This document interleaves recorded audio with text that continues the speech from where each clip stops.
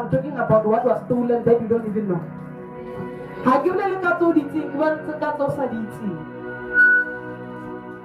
If you are supposed to get a good job last year, you did not just lose a job.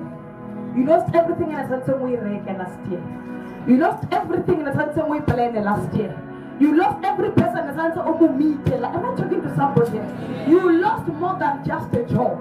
You lost everything that was supposed to come with that job. Let's say you had gotten the job in February, in January 2022, and then you had met somebody, divine encounter in July. Come 17. I don't know, I know somewhere we can help you and we can grow your business, we can grow your portfolio. You did not just lose a job, you lost more than a job.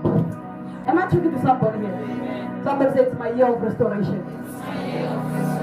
Let me tell you the truth about restoration. It's messy. It's messy. It's messy. Restoration is not easy. If you don't believe me, go and ask Nehemiah. With our trauma or our halibut. But will he rebuild from this rubbish? Will he rebuild from this pit? You're halfway, but look at this guy is insane. This thing is good. The Bible says the men were now tired. On one hand, on one hand, they are busy building. They're saying, I know war will come from this side. We are ready to fight. Maragamo will not stop to build. The aim of Satan is to stop you from building. Whenever you think the devil is just attacking you, no, the devil is attacking you because he does not want you to build. He doesn't want you to rebuild. He doesn't want you to restore. He doesn't want you to be restored.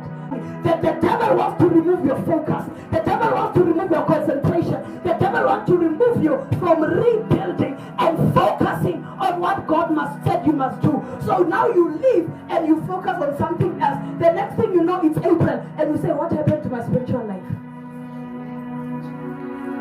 The next thing you know is July. What happened?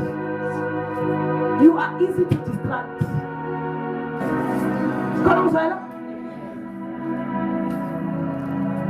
So restoration is messy. See, it's not a beautiful experience. If you don't restore your spiritual life, it will get hard before it gets better. Before I've prayed things, what is happening now? You must push Nehemiah until you hang the gates of the city. If you are going to work on your business, understand.